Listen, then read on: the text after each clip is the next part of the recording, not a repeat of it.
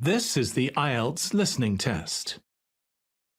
You will hear a number of different recordings and you will have to answer questions on what you hear. There will be time for you to read the instructions and questions, and you will have a chance to check your work. All the recordings will be played once only. The test is in 4 parts. At the end of the test, you will be given 10 minutes to transfer your answers to the answer sheet. Now turn to Part 1.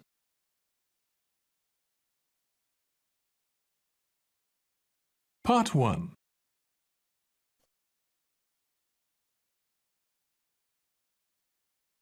You will hear a woman who has just moved into the area talking to a neighbour about problems she is having in her house.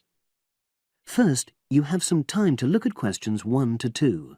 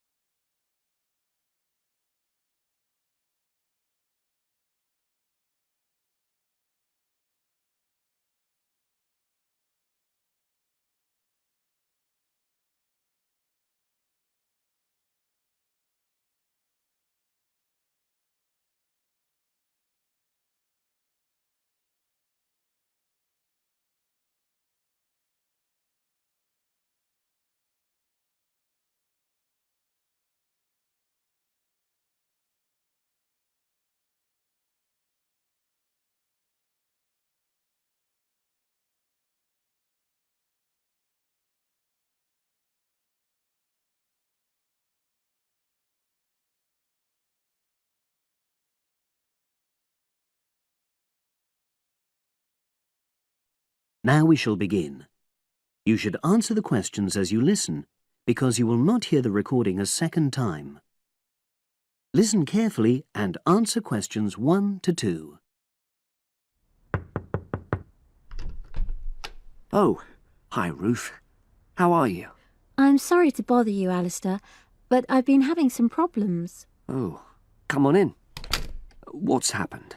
Basically, I had a leak from one of the pipes in the bathroom, and water started coming through downstairs, and the kitchen ceiling's badly stained. I've got the leak fixed temporarily, but I wasn't happy with the plumber, and I wanted to ask your advice. Of course. Well, the first thing I'd say is make sure you choose a local company. That way, if things go wrong, you're close by and it just makes things easier. Let me write this down. Right. Yes. The plumber who fixed things yesterday was from quite far away, but I chose him because his advert said he did emergency repairs. Well, fair enough. You needed something in a hurry. But another piece of advice I'd give is try to avoid calling anybody on weekends. That'll really bump up the prices. Leave it till Monday if you can. Well, yes, I think I can do that, because the temporary fix should hold. And obviously I'll need the ceiling plastered and eventually redecorated. Yeah, sure. So who would you recommend? Is there a directory? Well, there's quite a good website covering this sort of work. It's www.plasdeco.com. Is that with a K? A C. PLASDECO.com. Got it. Well, I'll try and have a look at that. Yes, it gives price and quality comparisons. Oh, that'll be useful. But I find personal recommendations really helpful as well. You know, you can find out whether you can rely on the company. Well, I know a couple of reasonable plumbers and also some plasterers. Great. Before you hear the rest of the conversation, you have some time to look at questions 3 to 10.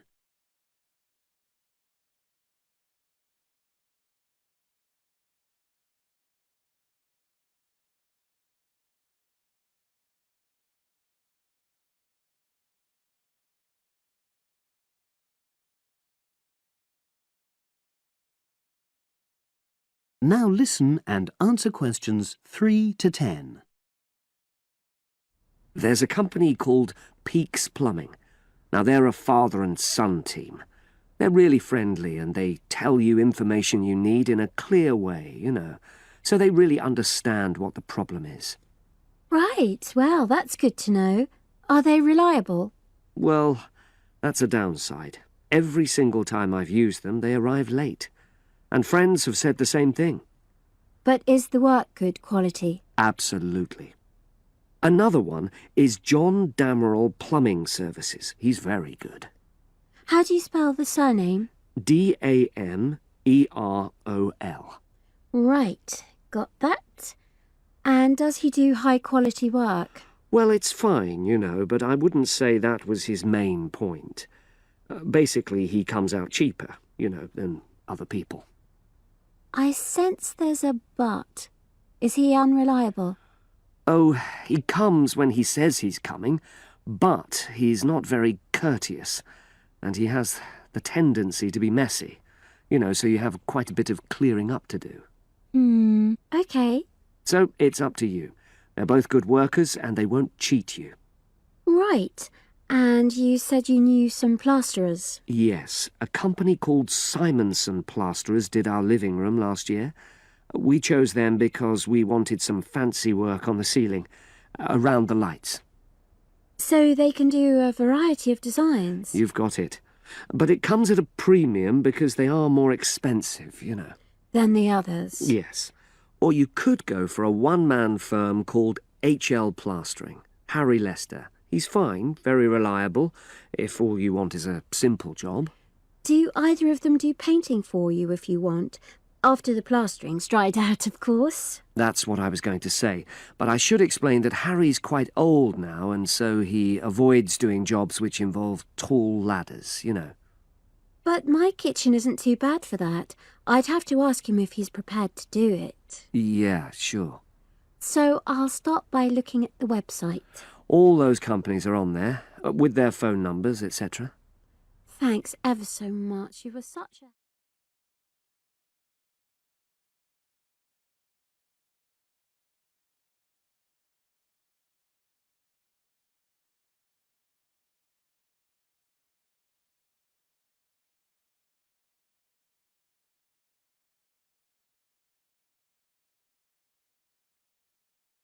That is the end of part 1. You now have 1 minute to check your answers to part 1.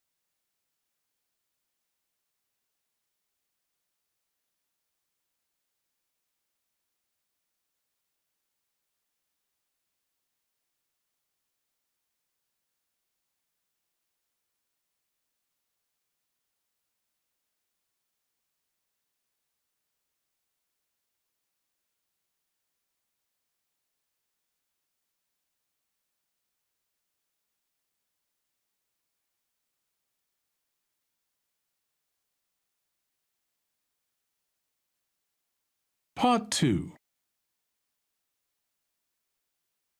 You will hear the education officer in a museum giving a talk to school students who are about to start a 1-week work placement in the museum. First, you have some time to look at questions 11 to 15.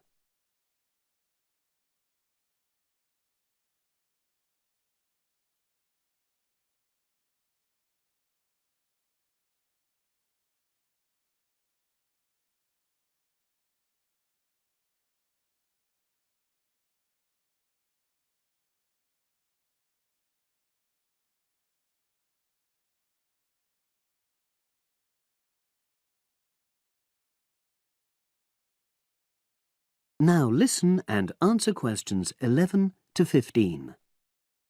Good morning and welcome. We're really pleased that you're going to be joining us next week for your work placement. Now, each of you will already have met the member of museum staff assigned to supervise you. In this short talk today, I'll be giving you more general information which will be relevant to all 6 of you.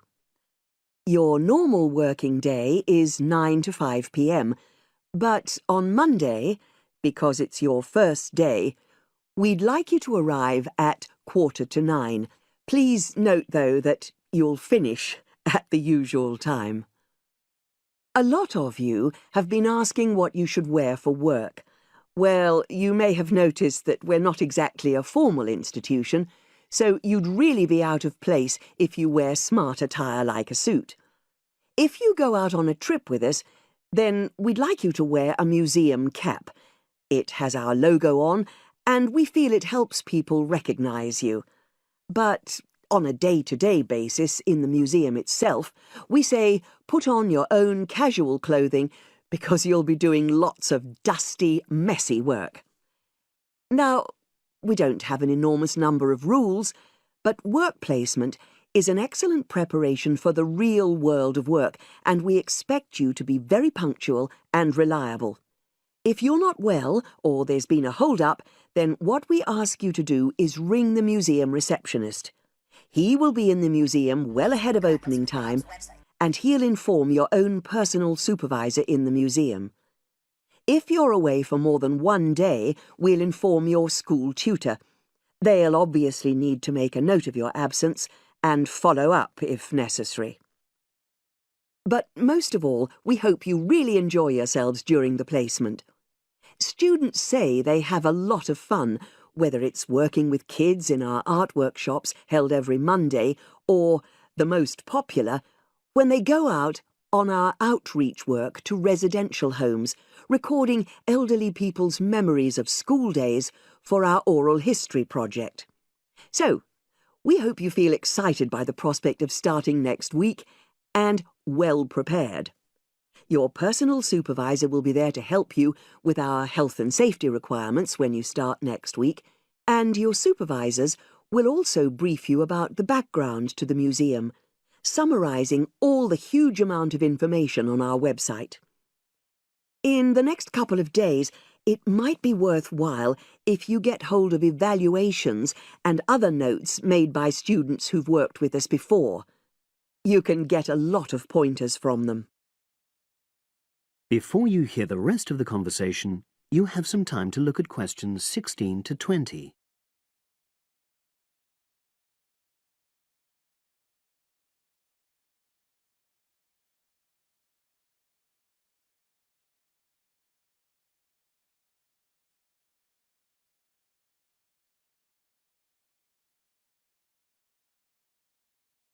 Now listen and answer questions 16 to 20.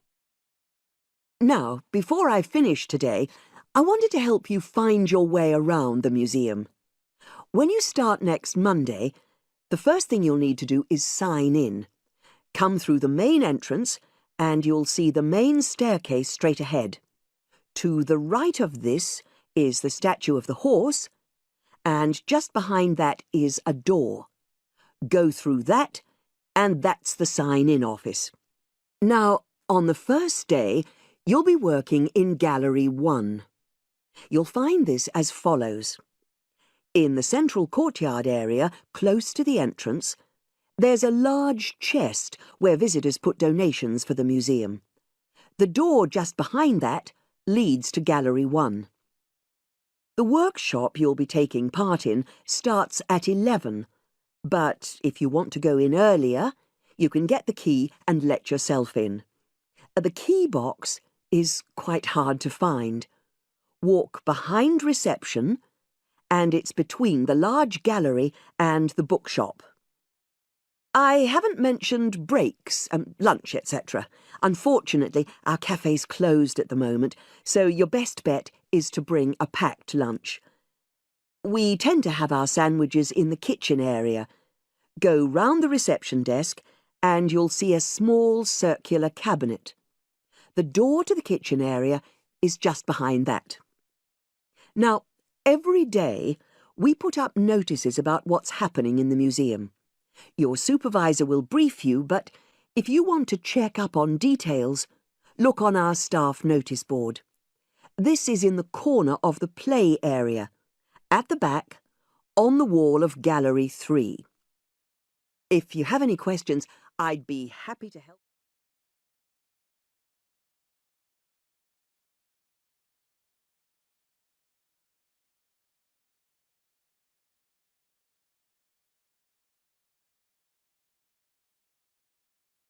That is the end of Part 2. You now have 30 seconds to check your answers to Part 2.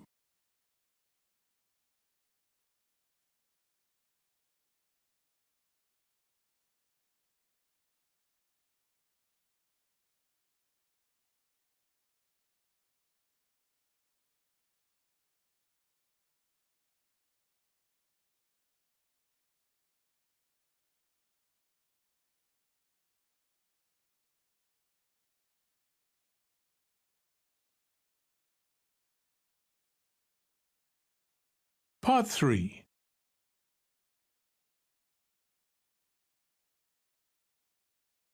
You will hear a business studies student called Sam talking to his tutor about an IT project he is going to do for a local company called Turner's.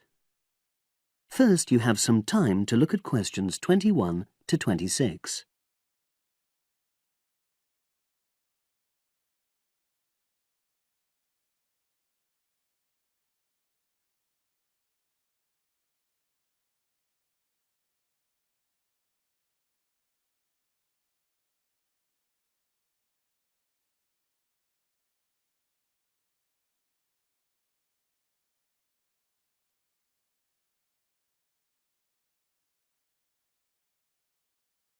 Now listen and answer questions 21 to 26.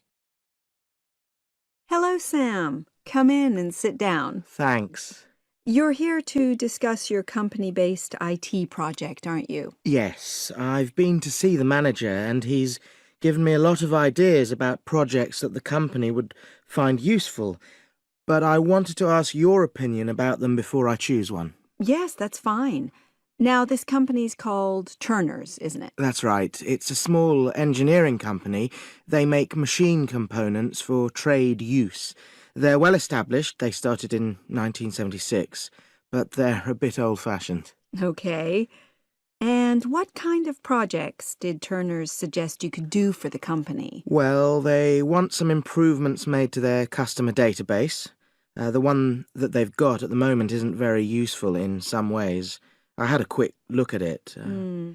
That would be a very straightforward project, and it'd be simple enough to evaluate, but I don't think you'd get enough out of a project like that.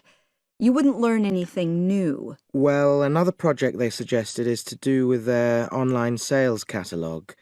At the moment, customers can look at their products, but they can't actually order them online, which must affect their competitiveness. But I said I thought it would take too long. It's quite a big task. You're right. It's too much for the time you've got. It's a pity, though. Then they want some help with their payroll system. At the moment, the way they calculate pay involves a lot of manual accounting. I suggested they could have a system where employees register electronically when they arrive and leave work, so the hours they do could be transferred automatically. I think you'd get a lot out of a project like that. It would extend your skills, but it wouldn't be too much to take on. A student did something similar a couple of years ago, but this is slightly different. Well, then they need help with their stock inventory. They do everything manually. Really? Yes, and it takes so much time. It's probably very inaccurate, too. An electronic inventory would probably be the biggest single benefit for the company. I'm surprised they haven't had it done before. I know. Then they wanted to improve their internal security. The manager had visited other companies where the staff use swipe cards to access various areas of the building. It sounded useful, but the trouble is I'm not really sure how to do it. Well, I think you're right in that assessment. At the moment, it's probably a bit beyond your level of knowledge. Is that all? Just one more. Customer service. They want to be able to collect feedback from their customers in a more systematic way. At the moment, it's a bit of a mess, and they probably lose business as a result. Would that involve you going to see customers at their own premises? Because in that case, you might have to do a fair amount of traveling, and that would incur expenses that haven't been agreed with these companies. I never thought of that. Well, it might not be a problem, but it's something that needs clarifying. Well, I hope that's been helpful in narrowing down the options. Yes, it has, thanks. I'll be able to make a decision now. But while I'm here, can I talk to you about coursework? Sure. Now you have some time to look at questions 27 to 30.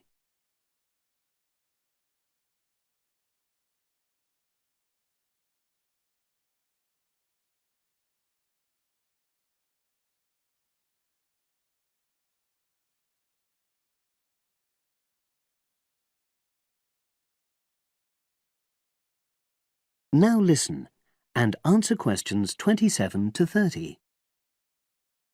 I'm not very happy about the way our group assignment is working. There are some problems. Oh, dear.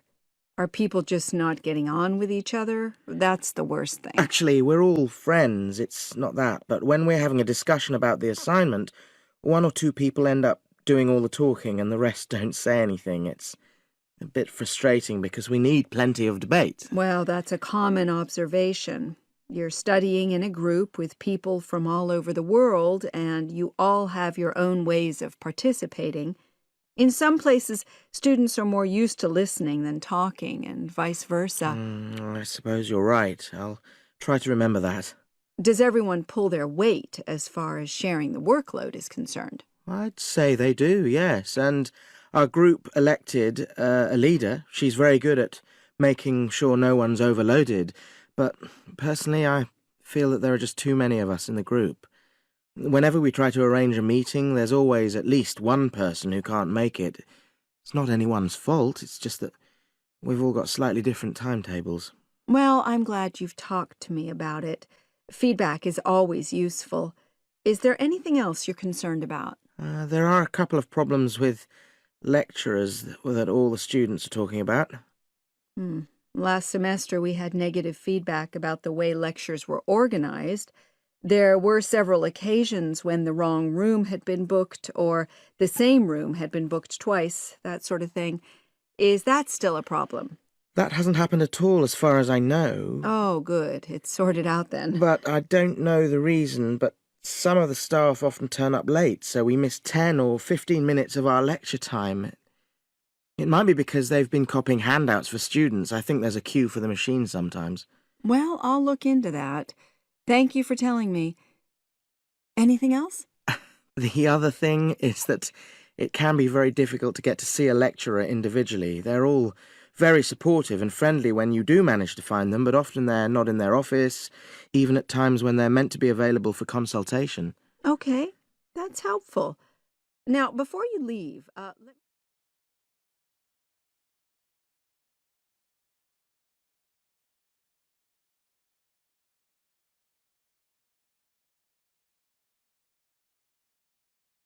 That is the end of part 3.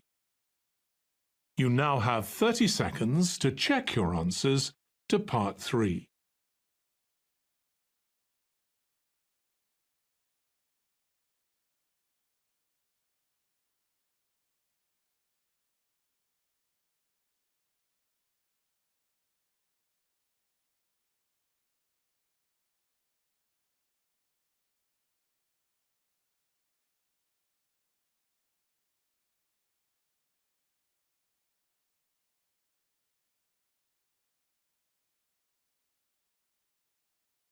Part 4.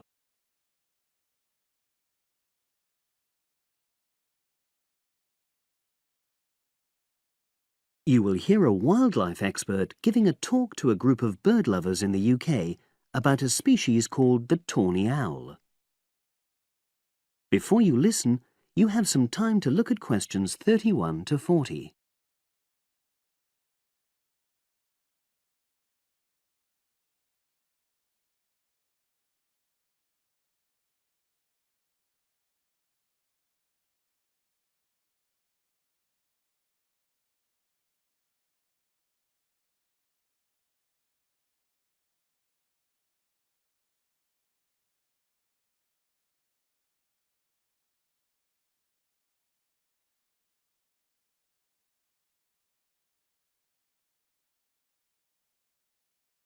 Now listen and answer questions 31 to 40.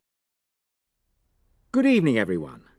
You're all likely to be familiar with pictures of the tawny owl. Because of all the owl species in the UK, it's actually the most common one. But the chances are that you're more likely to have heard one than actually seen one, as it's also strongly nocturnal. This means that it normally ventures out at night. So, what kind of habitat does the tawny owl prefer? Well, a survey carried out in the 1980s confirmed that this owl is most likely to be found in woodland. If you look at a map of tawny owl distribution across Britain, you'll only see gaps in the treeless marshy areas of eastern England and in some of the more upland parts of northwest Scotland. However, you can sometimes find populations of tawny owls in urban areas too, either in parks or in large gardens.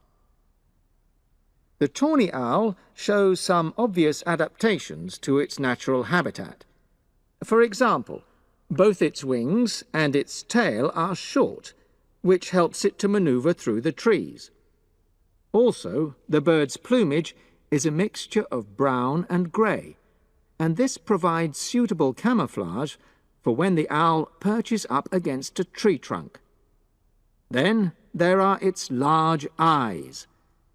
The tawny owl's visual capacities are considerably better than those of humans, and although it can't see in complete darkness, it's sufficiently well equipped to be able to navigate its way around woodland on all but the most overcast nights.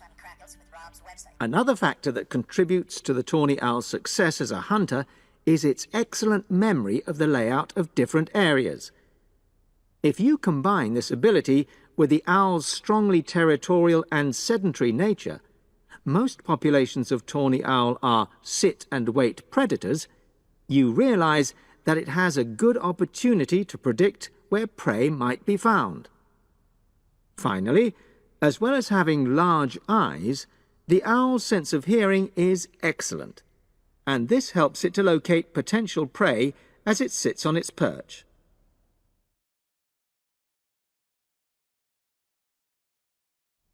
Turning now to the tawny owl's diet. Woodland tawny owls feed mainly on mammals, especially small ones, such as wood mice and bank voles. But they'll also take things like frogs or bats, or even fish, if they happen to be available. In urbanized landscapes, the owls seem to prey more on birds. So there are some differences there. Let's just look briefly now at survival rates in the tawny owl. Young tawny owls face a difficult time once they leave home, and 2 out of every 3 are likely to die within their first year. So, with such high mortality levels, it's a good job that established breeding pairs can produce young over a number of seasons and maximize their chances of passing their genes on to the next generation of owls. I've already mentioned the sedentary nature of the tawny owl, but it's not just adult tawny owls that are sedentary in their habits. Young birds, dispersing away from where they were born, rarely move far. The average distance is just 4 kilometres. There also appears to be some reluctance to cross large bodies of water. The owl is absent from many of the islands around our shores, with only occasional sightings in Ireland and the Isle of Wight off the south coast of England. Right, well, now I'll show you some photographs that have been taken in 1 or 2 of the...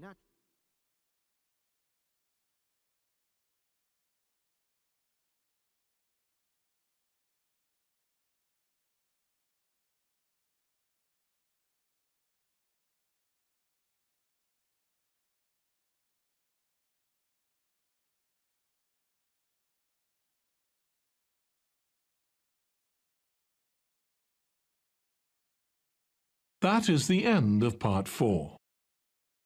You now have 1 minute to check your answers to part 4. That is the end of the listening test. In the IELTS test, you would now have 10 minutes to transfer your answers to the answer sheet.